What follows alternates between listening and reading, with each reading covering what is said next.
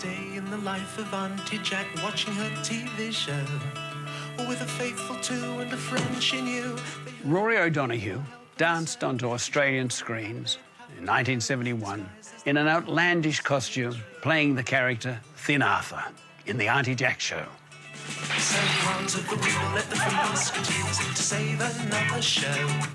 He was charming, sang songs, took the world as it came. You're beautiful and tough, but you're not so rough. There's a scream as you plummet. I was aggressive, I was loud. And Rory's character was soft and gentle, and women loved him. They adored him. Take what I need, money or none, nothing to follow but the sun. He had that extraordinary head of hair and that voice, beautiful singing voice. A gypsy till I die. I think people would have looked at Rory's life and thought, wow, he has the most perfect life.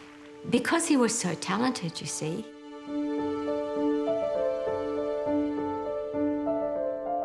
Growing up, our house was always the cool house. Dad was the life of the party, but I guess no one really knew the other things that were going on underneath. And even as kids, we didn't. He hid it from me, he hid it from his family. Here is the most affable, charming, delightful person with 57 different masks. It was difficult to tell Dad's story in this way because he was such a private person. I certainly personally have got to the point where I don't want to hide it anymore.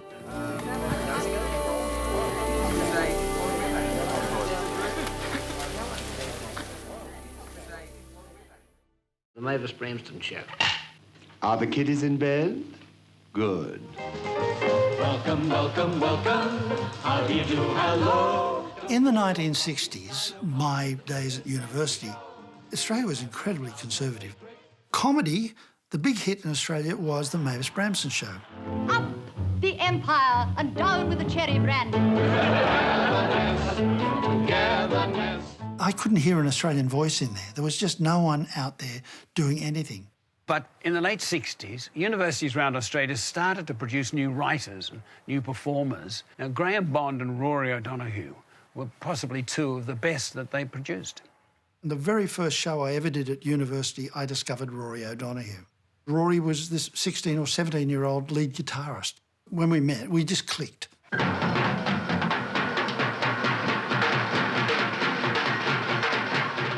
He'd walk out on stage and explode with energy. He could play, sing, dance, act, play drums, play piano.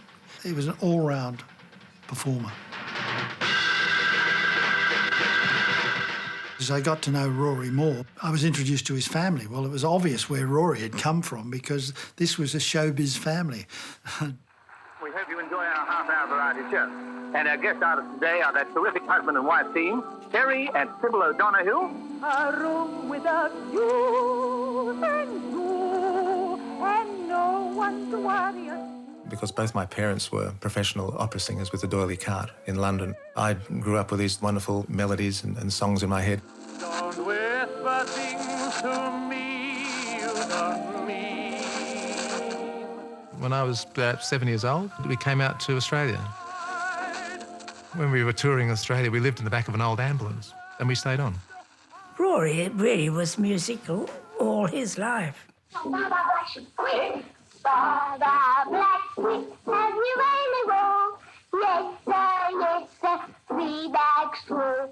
I used to get him to sing, "My old man's a dustman, he wears a dustman's hat." He went into the Sound of Music as one of the little boys, and he was the Artful Dodger in Oliver. I adored him when I was a child. I just followed him around everywhere. He was funny. He was so funny. Bit of a ham. Yeah, he used to like to show off. Rory was still at school when he started playing with his first band. and we invited the band to do the first architecture review.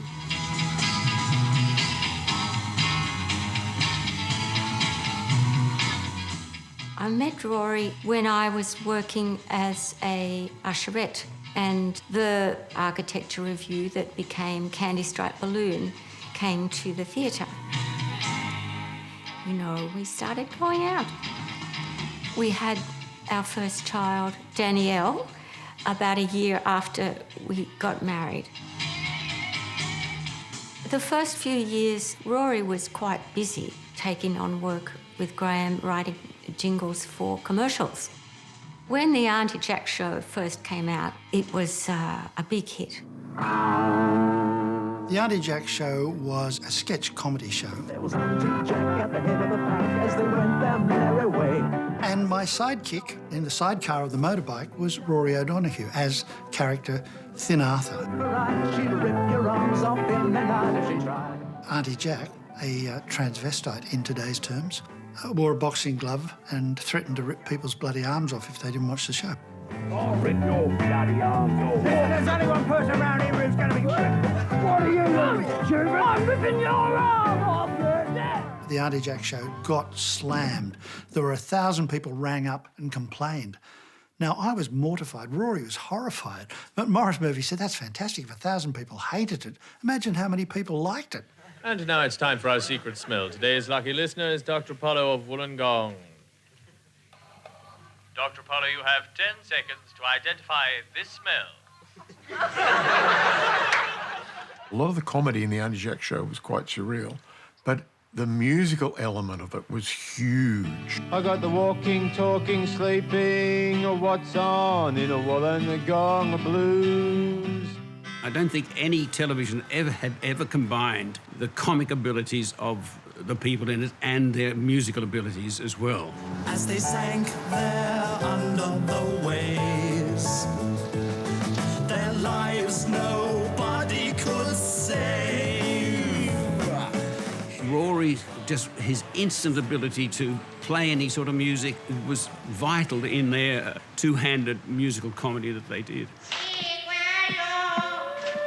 What's that? Echo. There was Neil and Errol, my favourite characters in the show, who were singing tramps. How are you? How are you? How are you? How are you? Who is there? Who's there? Who's there? Who's there? Stop repeating everything I say. Rory and I got to a point where we were so connected, we could literally sing the telephone book. We're off to see Echo Man.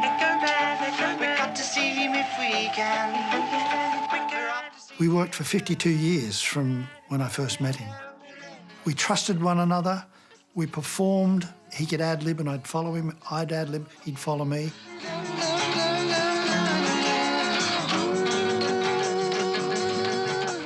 Rory was just the sibling I never had. I can say all those things about Rory. I never really knew him.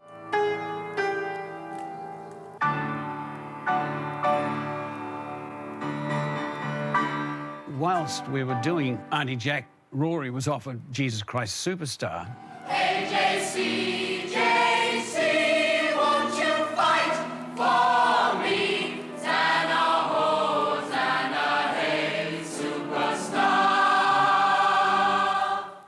Superstar is a complete change from anything I've ever done. It's the biggest, most exciting thing I've ever done, I think, as far as stage work goes.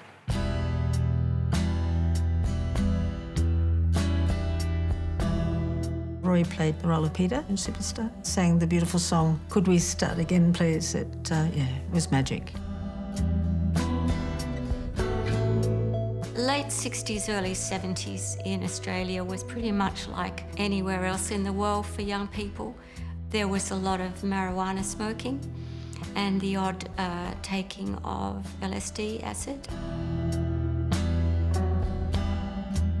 Rory had a couple of acid trips that were not very pleasant. He, in fact, at one point felt that he hadn't actually come back. He found that really pretty scary. Paranoia. What does that mean? If I think back, that may well have been the start of his problems. But at the same time, he was doing extremely well. He was well known, he was popular, and he was good.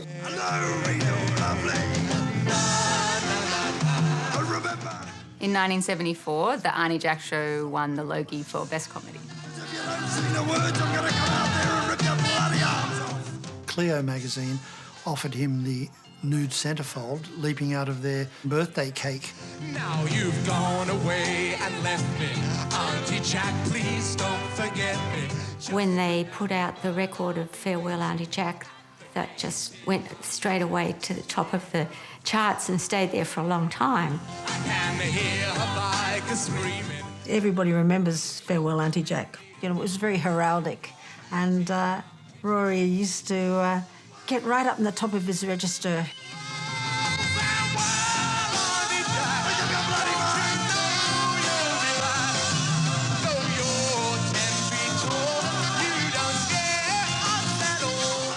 If you listen to the end of Farewell Aunty Jack, he doesn't ever scream. He gets higher and higher and higher and higher as he rages out of that song. I think there he just went above and beyond the call of duty.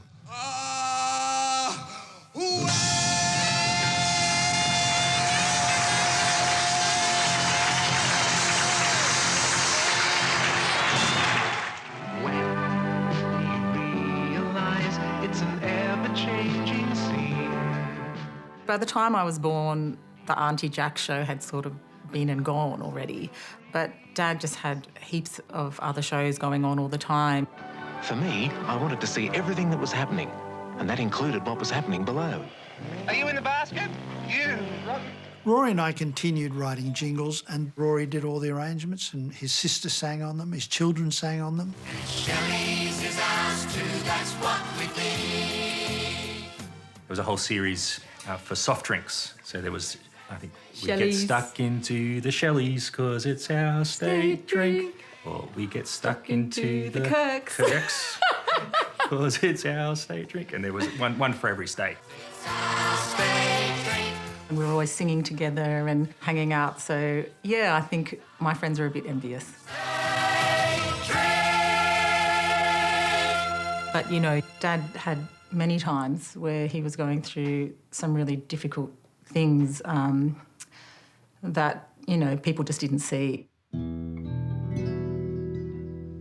As he got older, he started to back off. I just thought we were growing apart, whatever, but it obviously were other issues there. He started to pull out of things. He was quite troubled for long periods. Sometimes they would result in a hospital stay or at least psychiatric care. He had several suicide attempts.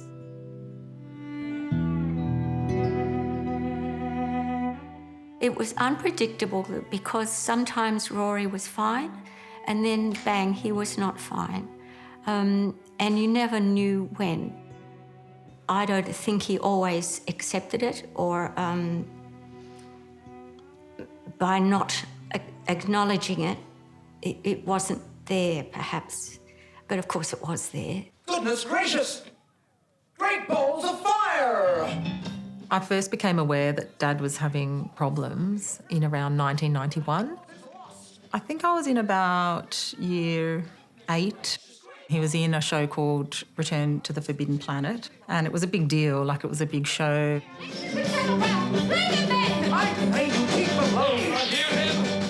I think there was always a sense with my father that he hadn't achieved all that he could in the industry, and so there was a lot of excitement and a fair amount of pride on his part that he was seen as someone who could carry a production like this. Hey, my hearts! Chilly, chilly, my hearts! Quick, quick! Put out the foresail! To the captain's orders! And then all of a sudden he had pulled out. I think it was mid-show that he actually had a breakdown and just could not go back on stage. And I remember hearing about it when he pulled out of that musical, and I thought, oh, that's unusual. I just sort of figured it was something to do with being, you know, in your early 40s. Midlife crisis, if only. From that point, Dad was in and out of care for a number of years. It was a massive just change to his whole demeanour and his personality. He would do things which would end up burning those bridges. Yeah, flying off the handle and screaming at someone or totally cutting off that relationship. Dad was diagnosed with schizoaffective disorder, which is a mood disorder that can mean that at sometimes you're heavily depressed and at other times you can be quite psychotic. My land's only borders lie around. Every time he picked up the guitar, there would be a noise or some sort of distraction that would just send him off and he couldn't play. He definitely believed that the devil was trying to stop him from playing. I had a couple of encounters with Dad when he'd approached me and sort of basically asked me, "Are you the devil?" Because I had, interrupted him doing something. It was confronting, and I feel like that was a bit of a turning point between me and my dad's relationship. And that was the first time I sort of felt, I don't know this part of you. And that's one of the saddest things, and there's a lot of unresolved stuff. It was only very many years later that I learnt why my dad did struggle so much to connect with me when I was just a baby. He had a very negative experience of something flashing out of my eyes and affecting him deeply in his soul. He was always questioning whether that really did happen or not, And you kind of just think, oh, it must be me. I need to do something better. I need to be better. And that's kind of how it internalises. Even though we had a couple of conversations within the family led by Mum, it was this real sense of let's just pretend it's not happening. It was too confronting, too challenging. Certainly didn't tell anyone outside of the family because Dad had such a profile. No, he never wanted to discuss it. No, it was he just wanted to forget that period of his life. It's denial, and the family didn't, and Bernie didn't, and the children didn't, and no one wanted to talk about it. When Rory wasn't well, it was a matter of just keeping going. But when my last daughter, Jessica, got married, suddenly, I just said, I have to leave. It was actually necessary, self-preservation, I think. I just had enough. Early 2000s, after Mum and Dad separated, he did manage to actually start to turn his life around. He got heavily into exercise and there was some profound changes from that. When I first met him, he was a marathon runner. He'd run several marathons and he was very proud of that. Eventually we started going out. I guess it became very serious when he moved in. The longer I knew him, the more he would exercise. And because he was training for triathlons, he would be very dedicated. I thought I'd work some swimming into the running. And then I heard about triathlon and thought, well, all I need to do now is get a bike and I can actually do triathlon. And I enjoy the discipline of it. I enjoy the way it makes me feel. Oh, go, Rory! Go! Dad even got to represent Australia in a duathlon thing down in Victoria. Do you remember when he got his Australia uniform, how proud he was to wear these? He was. But, he came 7th in the world.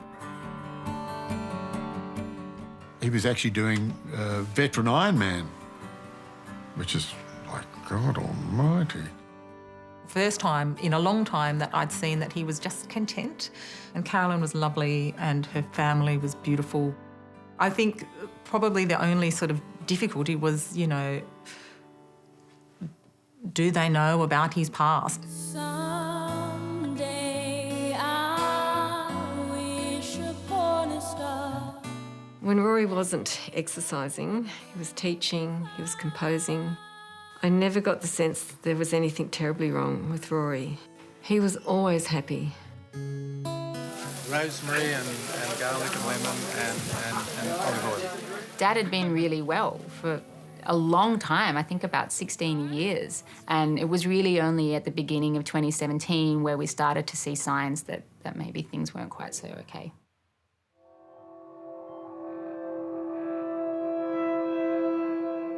He had issues with his eyesight, he had issues with his leg. All of a sudden, physically, he was not able to maintain that level of performance. He spiralled again with his mental health, to the point where I received a phone call from Carolyn one morning, and Dad had slipped into a delusional state. And for Carolyn, this was something she'd never seen before. The first episode was extremely distressing. The next one was when he left, and that was also extremely distressing. Certainly, I was oblivious of the fact that there was a past mental health history. I've asked myself that a number of times. Is that something that we should have been sharing? There was no real clear opportunity to do that, or a sense where that was even the right thing to do at the time. At the end of 2017, I'd written a book, and I had asked Rory to come along and maybe we could sing a few songs together for the launch. He turned up and he was there. He was there half an hour early with his guitar case, pacing, anxious. And I said, mate, look, you don't have to do this. He said, no, I've got to do it. I do have to, I'll do it. Merrily, merrily, merrily, merrily, life is but to dream the impossible dream, to fight the unbeatable foe. A deer, a female deer. Now, I could see what was wrong. I could see, no one else could tell. He's the mask. The next thing I heard was that he was in Royal North Shore Hospital. And he was embarrassed about it. You know, as I said, private. He hadn't shared any of this with me all these years.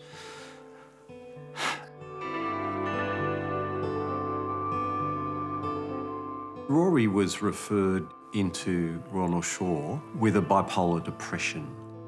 When he came into hospital, he'd certainly been thinking about ending his life. Dad's treating psychiatrist recommended a course of electroconvulsive therapy, or ECT. Its success rate is probably between 75% and 85% for this type of illness. So I was very confident that it would help him. The advice from his consulting psychiatrist was that it wouldn't necessarily take effect immediately, but over a period of the treatment. A day or so before Rory had his ECT treatment, he was moved from a high security unit. Somebody needed that bed in the high security unit and they needed to move him. He was moved into the general part of the mental health unit, which is quieter, it's a much more therapeutic environment than the high dependency unit where his surveillance would have been perhaps a little bit closer or more frequent. I phoned the hospital and spoke to my dad after he'd had received the ECT treatment, just to check on him and see how he was. But he seemed very down. I didn't see him on that day because I'd done my rounds early in the day. But, yeah, no, I think the reports were that he came out of it fine. And then I got a call from the hospital at about 10:15 that evening, and they said that my dad had hung himself. I couldn't believe it. How did that happen, you know? Well, it broke everybody's heart when Rory died. It certainly broke mine. I was extremely saddened and distressed by it. I was pretty devastated. There's this inevitable questioning and what-ifs and feeling that you've sort of failed, because it just makes no sense that people would be in your care in a secure and caring, specially designed environment, and that this could happen. A memorial service has been held for Rory O'Donoghue, one of the stars of the ABC TV series The Aunty Jack Show. Last time I saw Rory, he was terribly healthy and loving it. So it was a terrible shock. I remember Carolyn was really, really angry, very upset, as you would be.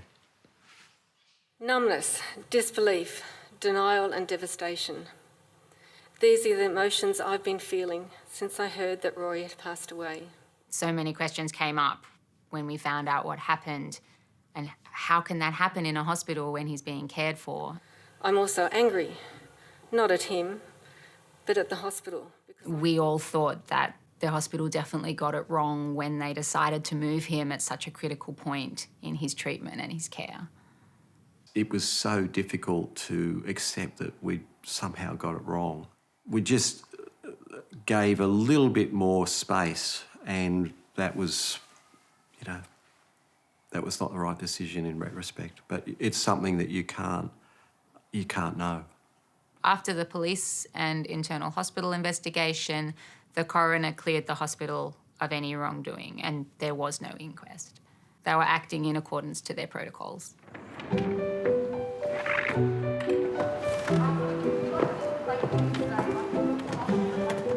Today's the first day we've all really spoken publicly about Dad and our story as a family.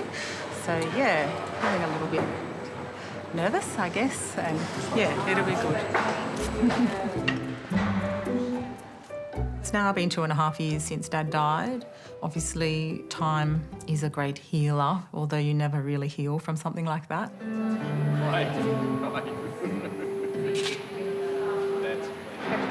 All the family were involved in this recent Are You OK Day at Madeline's work. I was touched that Rory's kids reached out to me. I was very pleased to be part of that. None of us sort of put any blame on any individual that are trying to do something positive for that sector. Sadly, even today, when it comes to complex mental health issues like Dad's, there is still a sense of shame and stigma, which can really stop people reaching out. This is something we as a family feel really passionate about changing. There has been quite a bit of conversation around anxiety, depression, but there's definitely a way to go on the other aspects of mental health.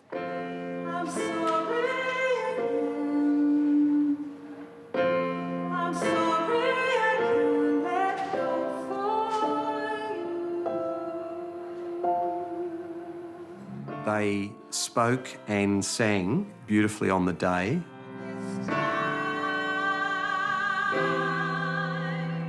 And I just thought, well, if Rory's watching, he would be so proud of all of them.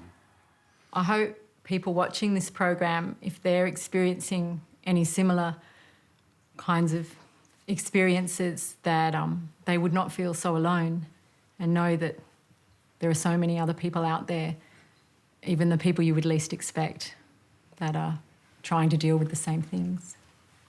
All right. Why don't we sing our last refrain? Simple. That was the easy bit. A simple song with a simple nature. Wrong. But the words don't seem to rhyme. They're not meant to. I loved Rory, and I know he loved me. We had fun, but whatever pain Rory was going through, he didn't share it with me, he didn't share it with his audience, but he managed to get through and entertain people and make them laugh. So farewell another day, just like the old days. Whatever he felt from entertaining people and giving them a good time made his life worthwhile. There it didn't rhyme again.